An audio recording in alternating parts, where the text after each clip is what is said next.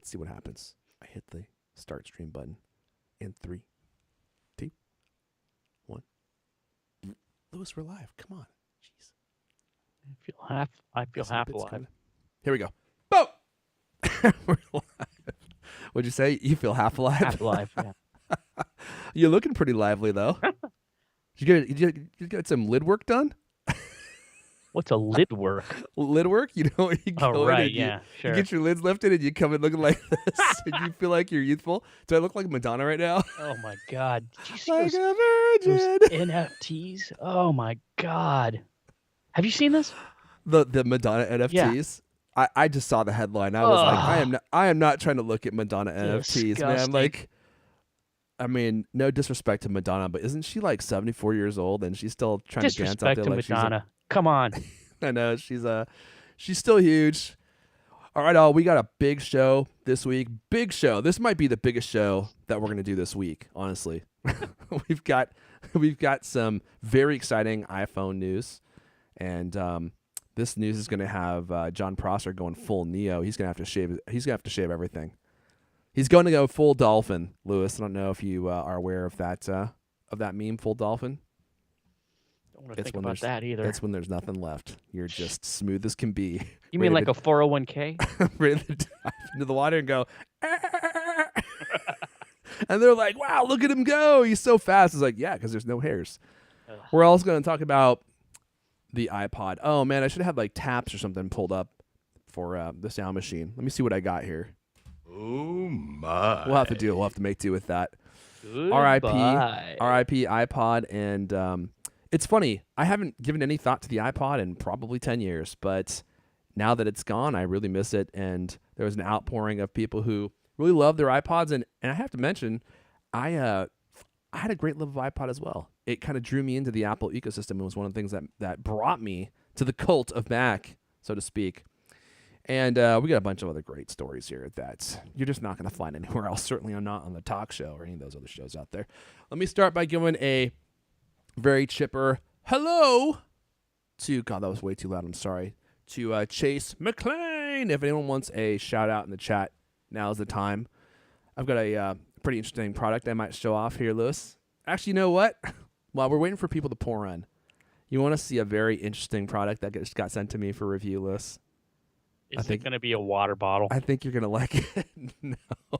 Although I should reach out. What was water bottle. What was their name? Hydro Peak? I should reach out to them. And after we clowned on it, I'm not sure they would send me one, but... I couldn't find them. I don't know if they have a press. Oh, really? Okay, well, they got to have something because they're selling those at the Apple Store. Okay, you ready to see an interesting product here, Lewis? I'm so ready. Whoa, baby! How you like those? How you like me now? You look at least 20 IQ points brighter. Well, it doesn't go much past 180, does it? So that's not true. It can't go any higher than it already is. These little bad boys. These are the. Sorry, something's happening. It's playing some music.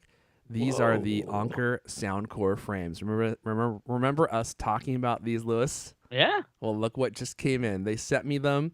These are glasses that have little mini speakers built into these stems that go over your ears. So you can like listen to ethereal audio while you're out and about. And this is not going to be a review or anything. I just got these in. I just started testing them out. They also sent me a bunch of sunglasses that connect to these stems. So there's like different models that you can get. And they sent me a whole freaking box full of them. Nice. And so I'll be testing these out. And all I got to say so far is, you know what? Very interesting product. Very interesting product. I know it kind of sounds goofy to be like, do I want glasses that play music? But I've been walking around in these things and I'm like, they're actually pretty useful. You can get ethereal audio when you're out and about. You don't have to put your AirPods in and you just get like this ethereal audio experience, and it doesn't look nearly as dorky as like that neck speaker that we were looking at by Bose that looks like you're wearing a toilet seat over your neck.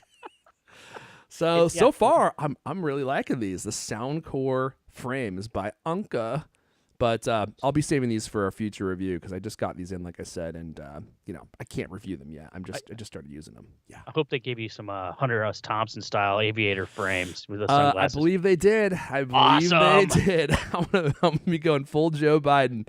All you need is a cigarette holder. Yeah. Okay. Well, I'll see if they included one of those in the box. But the Bluetooth ones I'm cigarette wearing right holder. now, as you can see, these are just clear glasses. They're just clear glasses, and they're not. They don't have any like prescription or anything, and they're not sunglasses. So they sent these, and I was like, these actually are fine. Like they're kind of cool if you don't want to have sunglasses. You can just wear these and kind of have like the style and the speakers at the same time. Anyway, let's go ahead and cue up Mrs. You Know Who, and we'll get this show rolling. Level Remixes here. He says, "Hola, gents." Let me go ahead and cue up Mrs. D. Oh, Mrs. D. Oh, how are you doing, boys? Oh, Mrs. D, you're in a very pleasant mood. Oh, yes, I had a very special baking session with one Mr. Leander Caney last night. Oh, did you? Oh, yes, we smoked all sorts of trash drugs. Oh, yeah, he shared those with you. What a guy. What a guy. Well, Mrs. D, if you don't mind, let's go ahead and get this show on the road. And we can talk about some iPhone news. Let me queue up all my stuff, and we'll get this thing going in 3, 2. Hello, and welcome to CultCast, the best 30-plus minute Apple conversation you can hear all week long. I'm your host, Everyone Elijah. Join me today. He's medium-sized and much like an iPod Shuffle, but the Cult of Mac writers will tell you he punches way above his size. He's the managing editor of Cult of Mac. Lewis Wallace is here. Hey. What's that? Doing a timeout? T3? I don't know. What These are are my those? gang signs. I was gonna say, are you flashing gang signs? I don't know what those are. TWEE. Oh, you want the tweet? I need You to tweet, want man. some of that tweet action? You're Give gonna me love. the tweet. You're gonna love this one, Lewis. I got Give it it to me. all. Give it to me. I got it all queued up. It just went out. Sorry if I sound a little hoarse, dude. I've got a killer cold. I'm actually on the tail end of it, but I don't know if it's COVID. It could be. I haven't gotten tested yet, and I'm coming down, so I don't think I will now. But something nasty's going around, and I've had it all week, but I'm on the tail end of it. But I still sound a little hoarse, don't I? Yeah, you do. Yeah, and I was trying to do that the intro there, and I could barely talk. Oh, All right. jeez. Yeah, we're gonna make it through this show though. We got a lot of stuff to talk about, as I mentioned in the pre-show. We got some very big iPhone news that we thought may not ever happen. In fact, one Mr. John Prosser was so sure that this would never happen that he promised to go full dolphin if it ever did. Well, I hope that your wall clippers are charged up there, John, because you're gonna need them to do the full body shave you got ahead of you, since it looks like this is coming down the pipe. We're gonna talk about the legendary iPod, R.I.P. As many of you probably already heard, Apple discontinued their very last iPod this week, and that's it. That's it for iPod. The iPod lives on in the hearts and minds of those of us that loved it, and on your iPhone. Its DNA is really baked into the iPhone, but the hardware, the legendary hardware, is no more. And if you've got an iPod, I would hold on to that because it's going to be worth a lot of money someday. They're already going up in price on eBay and everywhere else. And the iPod Touches that Apple has in stock are selling out quick. So it might not be a bad collectible to get if if you have the money to spare. It's going to be worth something someday, I think. Before we dive in, let me give a very hearty thank you to myself for supporting this episode. Jeez. I hope your back doesn't give out. You know what's just a great product, Lewis? Colt Cloth. CultCloth.co. Man, just what a great product Colt Cloth is. This is a very premium grade cleaning cloth that I launched in 2015. I can't believe it's been that long. That is crazy. There is just nothing like it out there.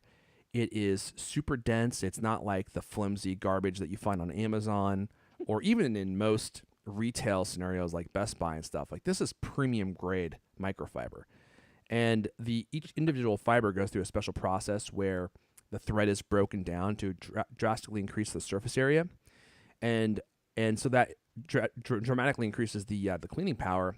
And you'll notice that when you rub it over your iPhone, your Apple Watch, your sunglasses, your lenses, there is just nothing left behind but sparkling glass and metal.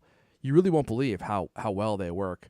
And our Colt Cloth Duo product, which is one of our newer cloths, is made with a dual fiber design, so it has short fiber on one side, which is great for like cleaning screens. If you spray a little cleaning solution on it, you don't even really need to. You could just use a little bit of the action. But sometimes it's worth using a little bit of cleaning solution. By the way, people always ask me what I recommend. There's a great cleaning solution called Purosol. Purosol, they sell it on Amazon. That is safe for high-end gadgets and lenses and stuff. That's what I use. And you spray a little bit of that on there, and it just obliterates everything on your screen. It looks brand new when you're done. You use it on the screen? Oh, yeah. Oh, yeah. I thought Absolutely. Apple recommended using water. Well, Purosol is meant for surfaces that have anti-reflection coatings on them. Really? So I've used them on my MacBook. I've used Purosol on my lenses, and it seems to not affect them in any way. And I guess you could use water, but the thing with water is if you have like minerally water or hard water, it will actually leave behind some kind of like residue. So it's not my go-to solution, but you could also use a little bit of water.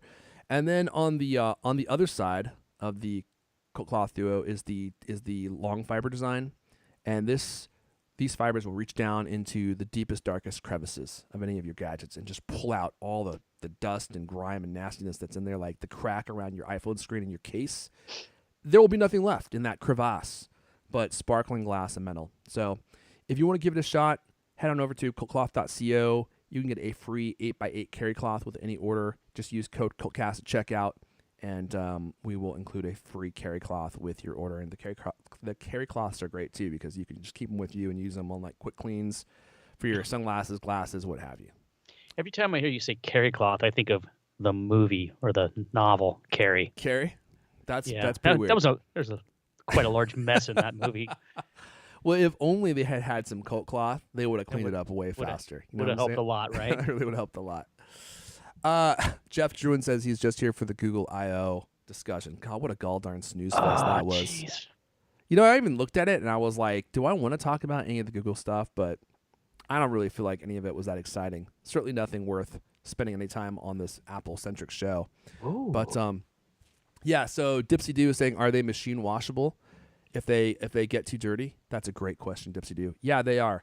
But you don't want to wash any microfiber, including cult cloth, with anything other than microfiber, because cotton, cloths, clothes, they lint, and that lint will get pulled into the microfiber, and so it doesn't work as well after that. So you only want to wash it with other microfiber.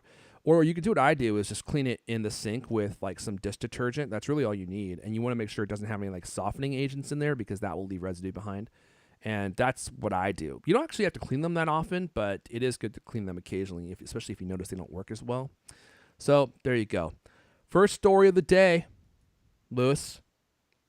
Wow, you ready for this? I never thought it would happen. Bombshell. But here we go. And I while you're talking, I'm going to pull up the tweet where John Prosser said the iPhone live. Oh, yeah, I think we are. Sorry, I'm getting a message from my from OBS that we just lost our connection to YouTube, but I think we're still going. That John Prosser said that we would never, ever see USB-C come to iPhone. Well, looks like that may not be true, and he promised that if this happened, he'd go full dolphin. So I think we're going to see a bald John Prosser here pretty soon. Oh, jeez. Take it away, Liz. Yeah, so headline is iPhone 15 could finally ditch Lightning in favor of USB-C. Looks like Apple's finally going to make the switch next year. This prediction's coming from the latest supply chain survey by TF International Securities Analyst Ming-Chi Kuo, our favorite. Ditching Lightning could give iPhone 15 faster data transfer and faster charging speeds, he points out. And could be coming as soon as next year. Right now, iPhones are limited to USB 2.0 transfer speeds, which means moving large files from the internal storage takes longer than you'd like. I don't never actually do that, but I don't either. I guess some people do. But yeah, I mean, the fact that the iPhone is limited to USB 2 transfer speeds is totally absurd. I mean, it's like it's 2022. That's crazy. Right. And 20 watts charging as opposed to like some Android devices that get up to can pull up to 120, charge way faster. So that's going to be awesome. I don't think Ming-Chi Kuo mentioned this, but one of the reasons that's pushing this, EU is pushing all companies to adopt standard ports, right? So USB-C is the thing, and so if Apple makes the switch, which everybody is, there's all kinds of reasons why they might not. I mean, Lightning is thinner. They make money off licensing Lightning. I mean, that's a giant factor, right? But if they actually cave, probably it's going to be because they don't want to, have any more problems with the EU, which is already all over them for Oh the App man, Store and all this other yeah, stuff. yeah. I personally, I'm all for it.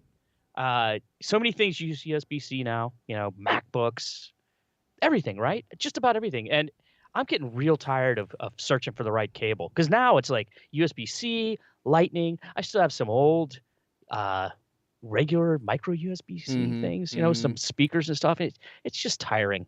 It's just tiring. I would love to just be able to get one cable. It always works. Every device, no problem.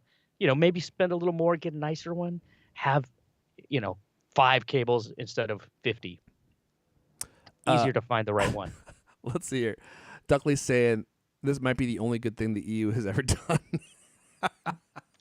Zing. Oh yes, sir. Yeah. That's pretty So funny. Yeah, if go ahead. they do that, will they change AirPods? Will The- they change AirPods? to I that? would imagine that they'll change everything over to USB-C. And you know what? I hope that they do. I'm just done with Lightning. You know what? What's the point of Lightning? I don't understand. It seemed to have a point at some period in the past where because you could insert it in, it was reversible, and it seemed to keep the port waterproof as opposed to other types of ports. So there were some nice things about it, but the limitations for Lightning seem far too limiting now to keep it going. And I would love to have one cable for everything, right? Like you said, I'm so tired of having to fish for the right cable. Or you go on vacation, the scenario I always find myself in. You go on vacation, and now you got to bring 3 different chargers, and I'm just done with it. I'm so tired of that. I just want USB-C for everything, and I hope that Apple actually ends up doing this. Gypsy Doo was saying Ming Chi Kuo tweet seemed like he was just covering his base just in case they went USB-C. I disagree with that. I think that he is reporting something that he is discovering from his supply chain because we've never heard any rumors that Apple was going to do this. In fact, the reports have always said Apple would not go to USB-C. They're actually going to get rid of Lightning and go to a portless phone altogether. That was always the rumor that we heard. Right. And they're just going to have MagSafe charging. And that's why I think John Prosser was so confident that we would never see it. And he said that he would shave his entire body, including his eyebrows and his head, in case we ever got USB-C on an iPhone, because it didn't seem like it was ever going to happen. And so if we do get it, I think this might be a big departure from what Apple was planning. And to your point, Lewis, I do think this probably has something to do with the EU proposals. I don't know if any of you have been following any of this. I mean, like I said last show on the show before, I seem to be the only one who actually thinks this is interesting. Like the EU is proposing all these new regulations, and one of them being that the port for all tech devices has to be USB-C, which is crazy. It's like the government dictating which port you have to use. I think is pretty crazy, but this probably is influencing Apple in some way. I mean, there's other regulations that they're proposing as well, like such as like iMessage having to be cross-platform and having to be able to text with other apps of its type in an end-to-end encrypted fashion. Having FaceTime calls be the same thing, where they have to FaceTime has to interact with other video chat apps. And there's a lot of sweeping regulations that are happening in the EU, and I think that maybe Apple is trying to get ahead of this and say, "Hey, look how open we are. We're going with Right. USB-C, right? You don't need to regulate us. Like You didn't even have to tell us to do it. yeah, we just did it on our own. So don't even bother with other regulations because we're already working on a lot of that stuff." So, but yeah, I would love to see iPhone go to USB-C. I mean, again, like the charging wattage being limited to 20 watts versus, I don't know what the standard is for USB-C. I thought it was 100 watts, but the report said 120 watts. I thought it was 100, but still, even if it was just 100, imagine being able to charge your iPhone way faster than just 20 watts.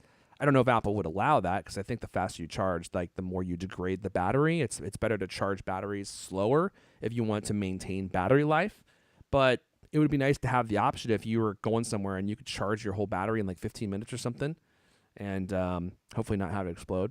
That would be a pretty useful option in my opinion.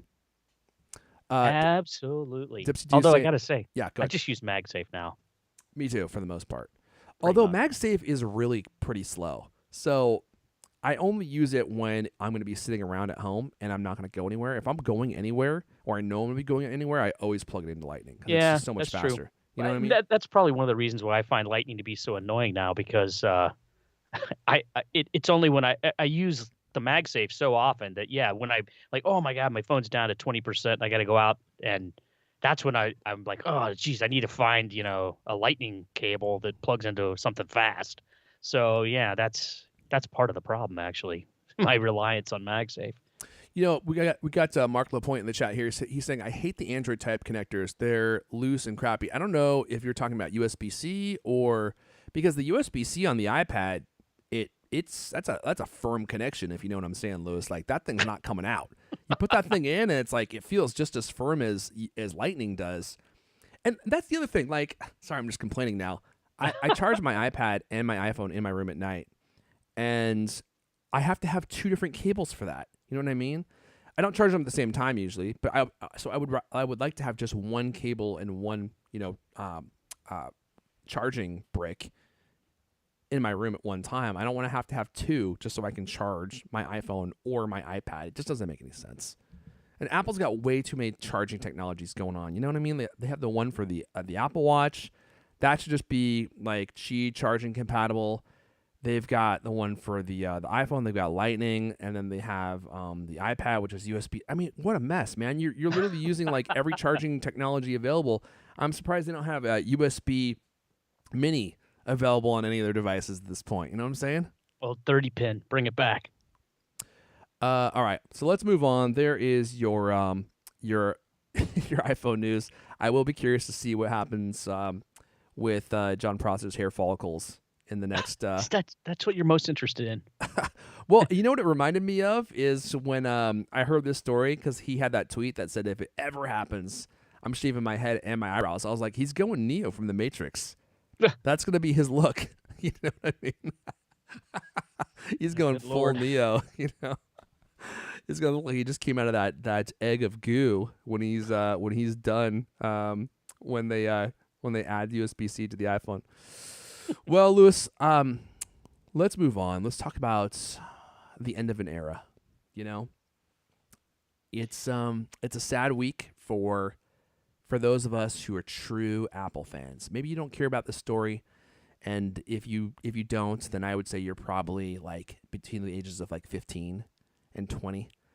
And the kids these days, you know, the iPhone's too good for those kids. You know what I'm saying, Lewis? They've got no respect. They don't know how good they got it. They don't know how good they got it, and they don't realize that the iPod was the beginning of an era where you could have all your music on you at all times. I remember when the iPod came out, it was truly revolutionary. At that time, in those days, it was not easy carrying music around with you. Like, I'll tell you what I used to do. I used to have a mini disc player, a Sony mini disc player, which was a beautiful device. And I would rip my music to it from CDs, and it would take hours. It was a real-time one-to-one thing. Oh, wow. So, like, if I wanted to record a CD, I had to leave the mini disc player recording for like 90 minutes, right, connected to my computer. It was crazy. And there was no easy way to add digital music to anything. Or you could have like cassettes or something. People were still using cassettes. They weren't popular, but they were still around. Carrying big cases full of CDs, Yeah.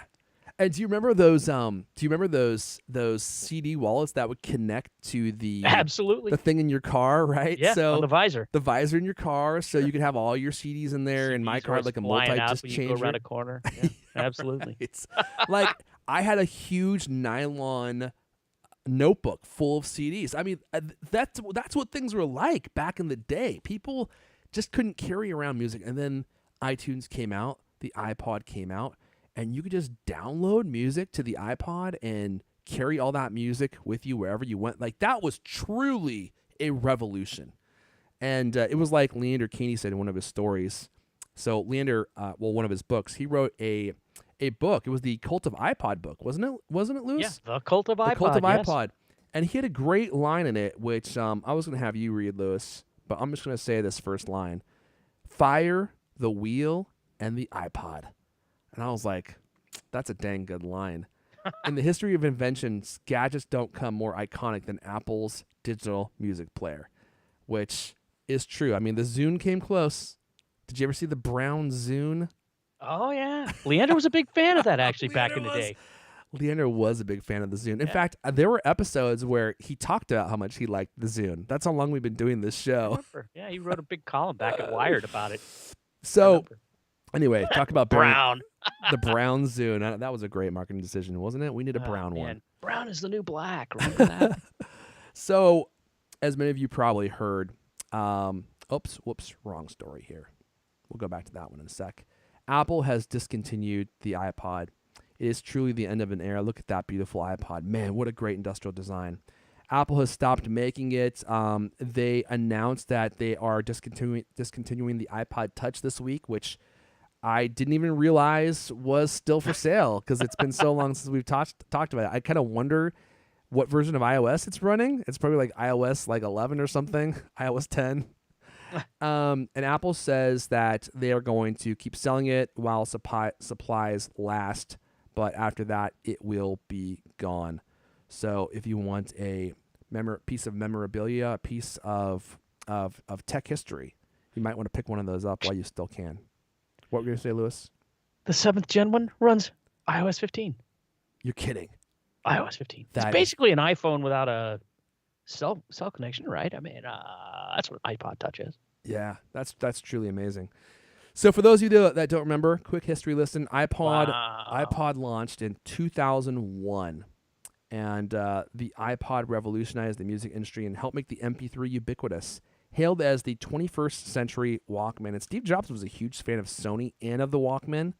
So it's really fascinating to me that he took that technology and that concept and took it to a whole different level, and Sony wasn't actually able to do that same thing because they didn't have the ability to see into the future, to peer into the future and see where we were all headed.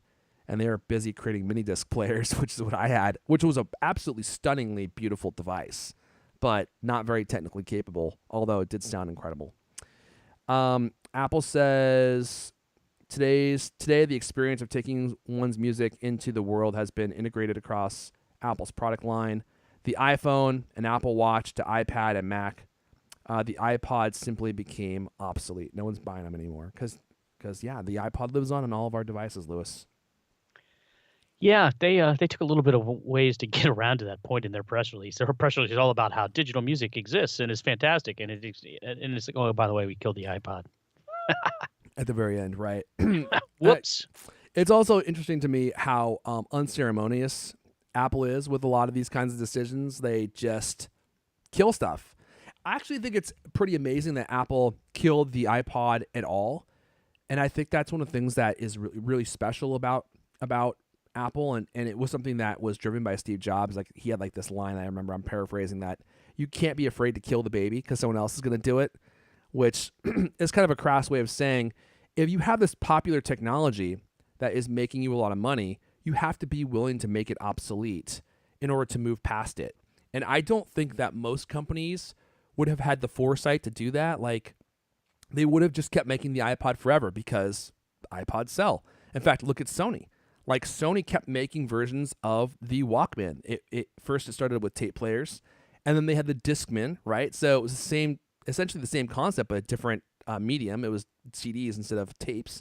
And then they made the mini disc player. So it took the CD player and just made it smaller, but it was the same thing. They never moved on because they kept selling them, and they just kept making them until they no longer sold. And Apple didn't do that. They took the bold step of actually killing the entire device, even though it was hugely profitable for them, because they saw that eventually this time would come to an end and people needed something that was bigger and more broad than the iPod.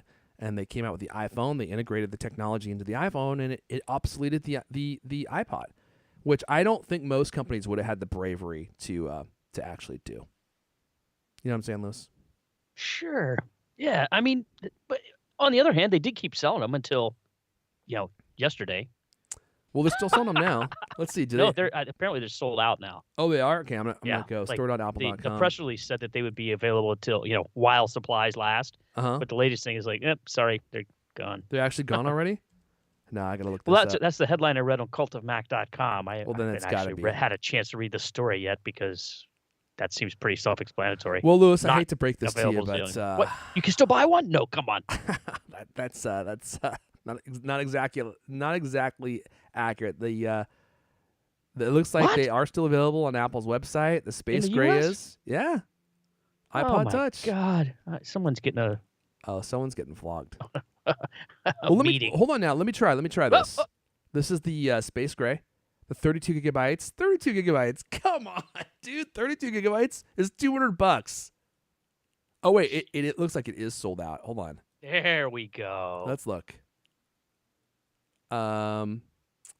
Is this one still available? 32 gigabytes of silver.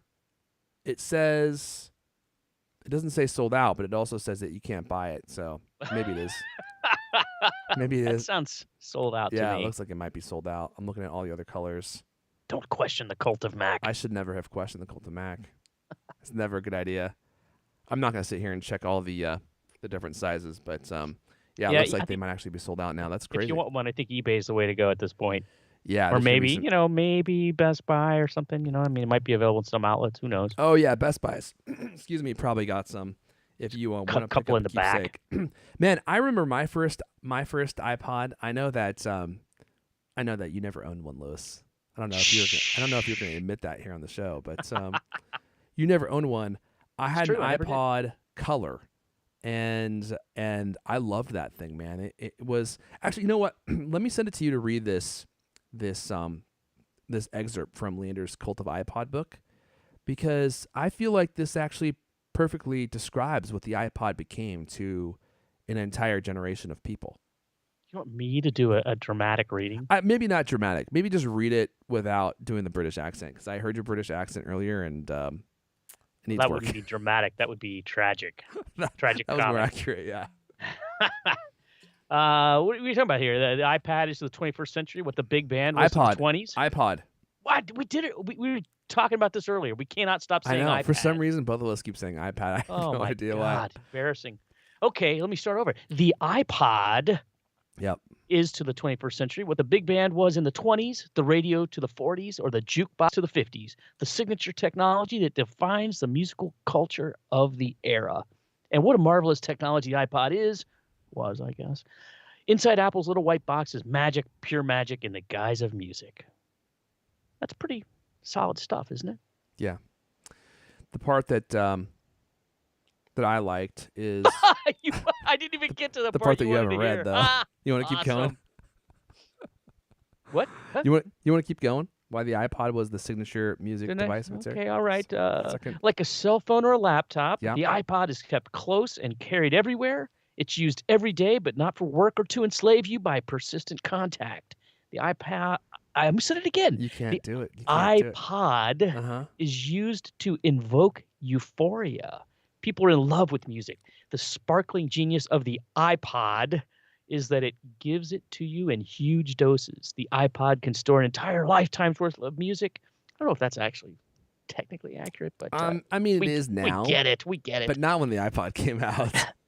And so it becomes the most personal of personal devices. More than a computer, a car, or a fancy pair of shoes, it's part of your makeup, your personality. Did I get to the part you wanted to hear?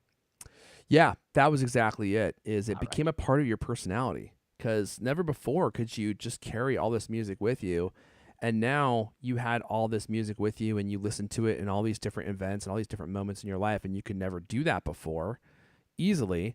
So when you're in the car, when you're on a flight, when you're on a drive, you could just pull up anything, and it added a soundtrack to your life. And I think that's what made it special to so many of us, is all of a sudden we were able to bring our music with us wherever we went, and that was just never possible before, and that was truly, well, that was one of my first introductions into the Apple ecosystem. And I think for a lot of people, the iPod was their first Apple device, and much like the iPhone, it was such a euphoric device. Like, it was just so well built and so well thought through, and the aesthetic was so beautiful that it made you fall in love with the device, and it did feel like a part of you.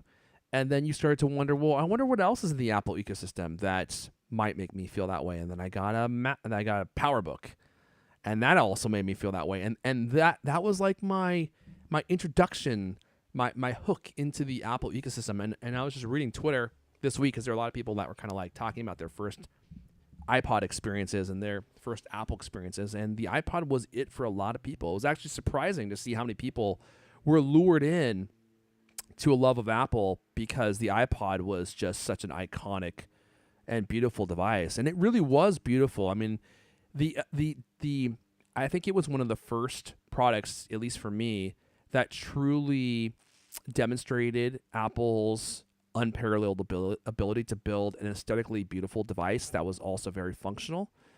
And most technology just wasn't built that way. It was cheap, it was plasticky, it was garbage. And then here you have this thing that looks like it belongs in a museum. It was made by an artist, and then it just worked exactly the way you would want it to work.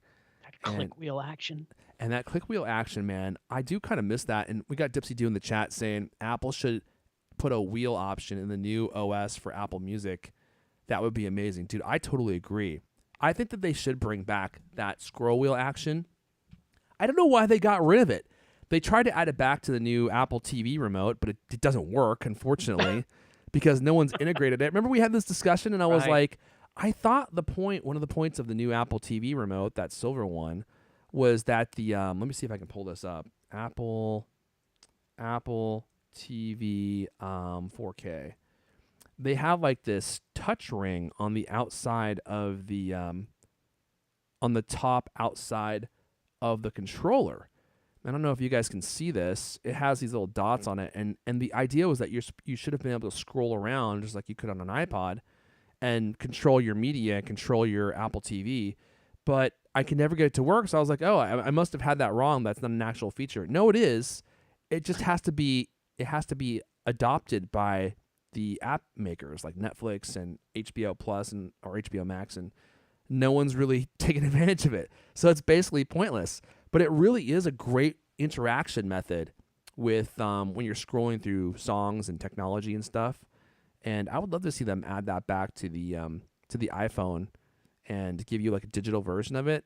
It would be really cool if you could get like the U2 Product Red Edition iPod and have like that red scroll wheel on there. That would be super cool. A little haptic action on there to make you feel it. Yeah. Now, funny enough, I was reading a story this week about the mythical introduction of the scroll wheel, and it turns out it was actually Phil Schiller's idea. Did you know that, Lewis? His idea? It was his a discovery. I mean, according to Phil Schiller, it was his idea. Oh, according to Phil. Well, so I was looking at this tweet by Tony Fadell, who was he? What was his role in the production of the iPad? Do you remember? The father of the iPod. iPod. God, see, I'm doing it too. Oh my gosh, it's so easy. I don't know why it's so hard to remember that it's called the iPod. So he posted a picture and he said, "This is the wheel that inspired the iPod.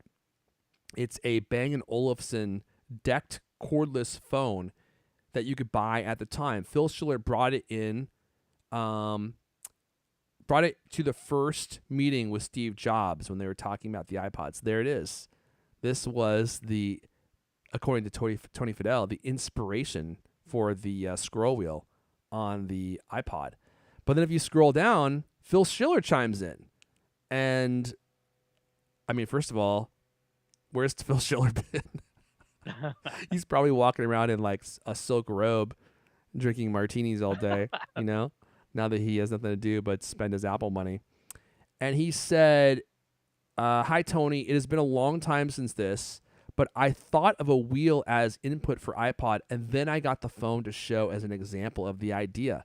And it was not quite the first iPod meetings. There you got Phil himself saying he thought of the scroll wheel idea, and then he brought in the controller as an example of what he was thinking, which I kind of find hard to believe a little bit, because like, how do you come up with the idea and then you find a controller that has that input method already? I think probably he saw the controller. He was like, this is a good idea. Let's add it to the iPod. I'm not doubting Phil. I just think I'm a little dubious that he came up with the idea first and then brought the controller in. Regardless, Phil says, I believe all credit. What a guy. Like, he passes off all credit. I give all credit to the hardware, software, and ops teams that actually made it work so beautifully. So, Well, yeah, and I mean, let's just be honest. That thing, I haven't used this Bang & Olufsen thing, but Yeah. I mean, it looks pretty standard, right? I mean, it doesn't look that like the way that the iPod came out was so amazing, right? It makes this look kind of silly, but maybe maybe it all did stem from that. I don't know, or maybe it all stemmed from Phil Schiller's amazing idea. Still, Phil Schiller just woke up in the middle of the night. Eureka! He heard a voice from the ether saying, "Make it scroll, Phil. It must be a wheel." And the rest is history. Anyway, definitely one of my favorite input methods for any piece of technology. Do you remember that video that was released as a parody a long time ago called the MacBook Wheel? I don't think so. I would play it, but we'd probably get a copyright strike. So I forget what organization made this. It might have been The Onion, and they had created like this product they called the MacBook Wheel, which was a MacBook or the PowerBook Wheel or something, but it had no keyboard because keyboards were superfluous, right? And instead, it just had one giant click wheel where the keyboard was, and like the idea would be like, if you want to select a key, and they had like some British guy narrating it. He's like, you simply drag the wheel to the letter you want, and you click, and then you move to the next letter that you want, and then you click.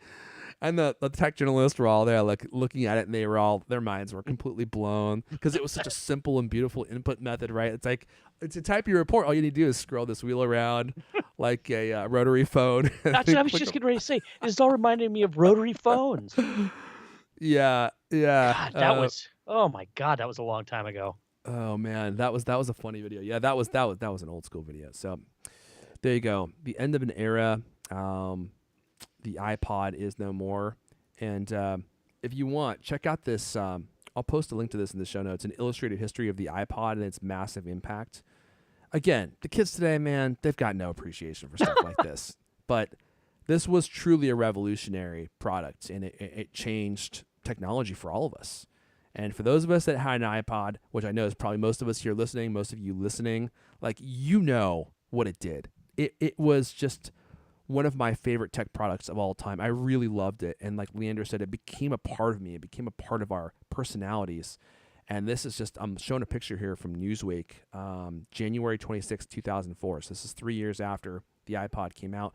Now, remember when the iPod came out, it actually wasn't successful right away. I think what really launched it into the stratosphere is when they added iTunes to Windows, and Windows users could use iPods too. I think that's when it really started to blow up.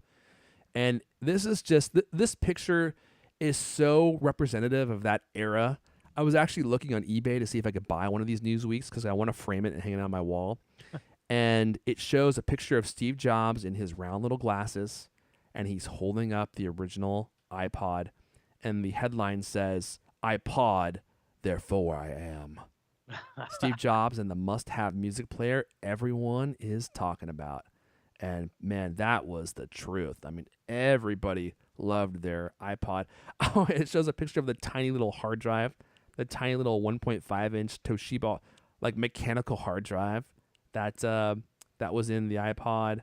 Made everything possible. Yeah, and there's a bunch of great illustrations here. Look at that. The original version of iTunes with the brushed steel look to it. Wow. And Steve Jobs introducing it. God, I remember all this. That's so crazy. And then, of course, there was the iconic white earpods, right? How could you forget that? Oh, it's got a picture of, what is this, like Winamp or something? Which is what I used to use to like listen to music. God, this is bringing back so much memories. Winamp. I'm sure Oh my God. You remember Winamp? I'm sure this is Yeah. like really fascinating, really fascinating discussion. Here goes talk about technology from the past. Oh, that's right.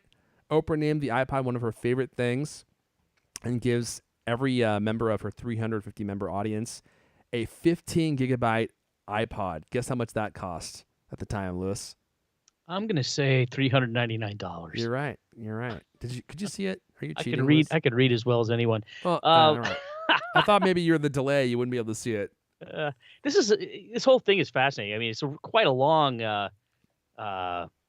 history, right? Oh my And there's gosh, dude, so many. this article is huge. I didn't Yeah, realize how it long this goes is. on and on and on. Well, we've written it and updated it and Yeah, this over is and over, great. and Uh-huh. it's fascinating how many different models there have been, all these different things. I mean, one thing I didn't come across in all this is like an actual tally of exactly how many different models there were of iPod. I don't think I've seen that in any of the coverage.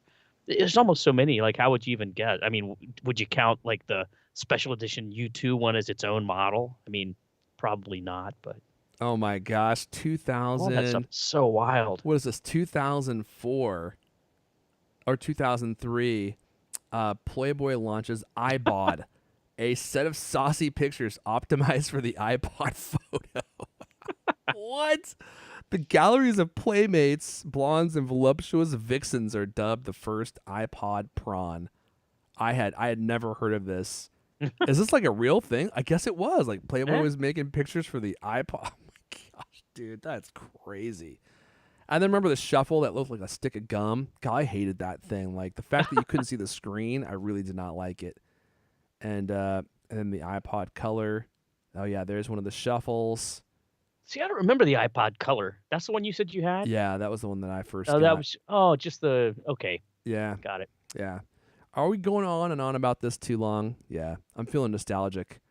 And anyway, we won't go through the rest of these. Oh god, look, the iPod Shuffle. There's the whole, and then there's the new generation: the iPod Shuffle, the iPod Nano, the iPod Classic, and then the iPod Touch. I kind of feel like the iPod Touch is when it started to lose its charm. You know, it was just way too much like a normal computer at that Yeah, point. 'Cause you had then the it full was an screen. iPhone. It was an iPhone. Yeah, exactly. Uh, yeah, the iPod Classic. That was, if I had ever had one, that would have been the one I would have wanted.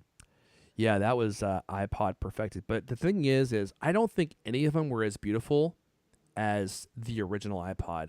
That was a masterpiece of design. It really was just one of the most beautiful products that had ever been invented, and it was so functional. It's the beauty of its functionality matched its beauty in aesthetic, right? Like everything just played so well together. It was definitely one of the best achievements that Apple had. Anyway, there you go. Rest in peace, iPod. You are no more, but you shall live on in our hearts, and also on our iPhones, and on our iPads, and on our Macs as well. But hopefully they bring the scroll wheel back to Apple Music, or just to any music app. That's really what I want, because I'm not switching to Apple Music just to get the scroll wheel. Oh dear. I'm sticking with Spotify. More Apple Music hatred. Let's see here. Before we move on, Lewis, do you want to give a quick shout out to the giveaway here? Talk about the giveaway here real quick. Yeah, this is the third time's a charm. This one's Yeah, been let's going do on it. for just over a couple of weeks, and it ends in the next couple of days. We're giving away 3 backpacks from Aer, A-E-R. It's called the Fit Pack 3. This is a hybrid duffel bag / backpack that allows you to put in your clothes, has a place for your MacBook and all your gear and stuff inside. And also has a thing at the bottom for your shoes, so you don't have to like have everything all jumbled up. And I mean, let's just face it, shoes not the cleanest things. You don't necessarily want those with your clothes. You don't My want them shoes, getting all over your my MacBook. shoes are sparkling, Lewis. Yeah, do you use the Cult cloth? I on keep them clean with Cold Cloth. that? Okay. There's nothing left behind but sparkling rubber and suede leather. The jeez. My cold is kicking in. I just sound like an old man raspy over here. Like just whistling as I cough. Yeah, sorry. Yeah. So go to the homepage of cultamac.com, scroll down to the giveaway, get your entries in. Like I said, this ends pretty soon. We're giving away 3 Aer Fit Pack 3 backpacks, and those things retail for like $149. Something. They're quality backpacks, and this is your chance to get one for free. There you go. Cultamac.com. Scroll down. You'll see Cultamac giveaways. You can't miss it. And I would enter if I were you, because you might just win it. You might just win it. That's all I'm saying. Give it a shot. All right. Somebody's got to take it home. Someone's going to take it 3 home. somebodies. 3 somebodies are going to take it home. And what are you if you don't enter, Lewis? You're a nobody. But you could be a somebody. You're an automatic loser if you don't enter. There you go. Do you want to be a loser or not? Go enter. May I also just say real quickly, I never think to do this, but occasionally it's good just to bring it up and say, for those of you listening on the audio, to the audio podcast, if you're still here, that means I know that we got you, right? If you quit in the first 10 minutes, like those are the 1-star people. They don't like us. They're gonna go back and listen to. They're gonna listen to the Vergecast. You know, they like to be bored. They don't like excitement. They don't like fun, and so they go and they want to listen to the talk show and the Vergecast. But if you're still here, I know that you like fun, you like excitement, and you like what we're doing here. Could you take a moment to give us a 5-star review on iTunes? Maybe leave us a 6-star review. I don't know if that's possible, but try. And if not, we'll settle for a 5-star. Because it really does help people find our show. I never think to ask, but it is important that we occasionally do, just so that we can drown out all the people who listen to the first 10 minutes and they're like, this is the worst show ever, and they get so mad for some reason they go leave us a 1-star review. I don't know if I've ever hated a podcast or any content so much that I like took the effort to go leave it a 1-star review. But this free thing is so bad. I hate it. Actually, I take that back. Sometimes when I'm editing the show, I have thought to go leave us a 1-star review. Fight the urge. But I fight the urge. So, but if you like what we're doing, a thumbs up on the YouTube video helps, and a 5-star review on iTunes also helps.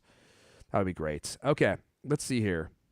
Do we have anything else that we should talk about? I think that actually might be it on the Really? iPod. Oh yeah. Yeah, we definitely beat that into glue. So let's wrap up with this story here. My old pal Roberto Hoyos, he's back at it, Lewis. He's back at it. For those of you that don't know, Roberto, he launched a little company called Throwboy. God, this is forever ago, probably like 12 years ago. And funny enough, Roberto and we met. I was doing an Apple-centric T-shirt company at the time called Might Tees, which is how I actually ended up meeting Leander, funny enough. And I met Roberto, who also lived in the Seattle area, because of an ad that I placed on Facebook. Is that not totally bizarre? And then we hung out and became friends, and we used to do a podcast together, which some of you here might have listened to for a while. And he's got this little company called Throwboy, and they create, you'll probably recognize these as soon as I show them to you, throwboy.com. They make these great icon pillows that you may recognize, like the Finder one. They've got a bunch of different ones now. They've got the 1984 Mac pillow. They've got, looks like a Nintendo pillow and all sorts of stuff right now. But it started off with the Mac icon pillow set, which I think might be, this is actually a newer one. He had an older one. Yeah. And what I see is a black screen. Yeah, my apologies. I pressed the wrong button. There we go. That's El Caney. He's sitting in the dark. Throwboy.com. Oh, yeah, there he is. You're right. That's probably what he is doing right now, is he's sitting in the dark smoking all those drugs he found in that dumpster outside of Cultimac World headquarters, which, if you don't know what I'm talking about, Leander found like 5 pounds of like the most potent cannabis products I've ever seen in a dumpster, and we haven't heard from him since. Just in time for a sabbatical. Yeah, just in time for his. Yeah, exactly. Yeah, isn't that a coincidence? Isn't that a coincidence, Lewis? Somehow I think that maybe he got the idea after finding that bag. And he did some quick math, and he said, how long am I going to need to smoke all this stuff? And he said, maybe 2 months. Well, if I smoke 3 to 4 times a day, 5-6 hours a day, he's like, that's going to take me 2 months. That's how long I need off. Anyway, so Throwboy came out with a new line of luxury throw blankets, knit to perfection. These are Throwboy knit blankets. They've got one here with it looks like the original iMac. This might even be like an eMac. And they've got the Finder, and then they've also got apropos. They've got the iPod version right here, which you can iPods. get. Oh, they've got a bunch of different ones, and they've got some felt ones too. So there's been a little controversy. People are like a little upset about the price here. The knit ones are $160. Those are not super cheap. They're not cheap, but you know what? Great stuff never is, Lewis. Great stuff never is. And they're knit. So it increases the price, and it says they're individually knit and made in the USA. So they're not, cheap to produce, but Made in the USA. Made in the good old USA. Wow. And doubles the price right there. At least possibly even triples it.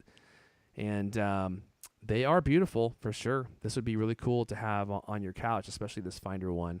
And if you are not into the $160 price tag, they have a bunch of felt ones. I think these are made of felts. Let's see here. Yeah, It's like, what is it called? or fleece, I should say. Fleece. That's not the word. not felt. Fleece. I was like, what? I knew felt was wrong. I'm so out of it, dude. You get this this cold and you add it to the long COVID that I already have, and Now you got deep and wide COVID. I mean, if you had me going up to an airplane, I'd be tripping all the way up those stairs, Lewis. That's all I gotta say. So if you're interested, throwboy.com, and oh yeah, they've got throw blankets that are way less expensive, but it's also made out of fleece. So they got a Game Boy one. So there you go. I think we'll go ahead and wrap it up there, Lewis. What do you say? Go and just weep at the gravestone of the iPod. Yeah, that's what I'm going to go spend my weekend doing. I hope my wife and kids don't mind. I'll be at the cemetery weeping over the iPod. But now I'm feeling super nostalgic. I'm actually glad that we took the time to go through that because it really kind of took me back and reminded me of where I came from. I used to be a PC guy. And the iPod was my first introduction. It was one of the things that pulled me out of the PC haze and showed me what technology really could be. Anyway, we're going to go ahead and wrap up there. That's all the CultCast we have for you guys this week. If you just can't live without us, you want to hear more CultCast, we're going to be on Twitter. We're on the new Twitter. Duking it out. We're on there.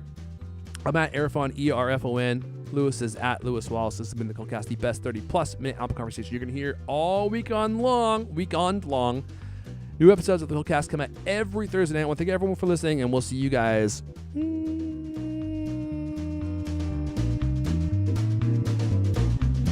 next time. And the good bits are coming, Lewis. The good bits are coming. I think those WWDC leaks, they're right around the corner. And they can't come soon enough because we're in the middle of Death Valley with these news stories. Well, the iPod sort of sucked all the air out of the room this week, didn't That's it? true. Oh, you know what? I forgot to mention. Looks like Best Buy does have iPods, Lewis. They've got them. I told ya. Look at that. They got a bunch of them. Oh, I could go and pick it up today. Should I buy an iPod? They got 128 gigs. Why stop at one? They got the 32. Oh, no, the 32 sold out. You got to go and spend the extra money on the... they got all the colors. They got blue. They got gold. They got space gray, Lewis. Wow. Might be buying an iPod today. Gotta go. Nice. Going to buy an iPod. Bye. Bye, y'all.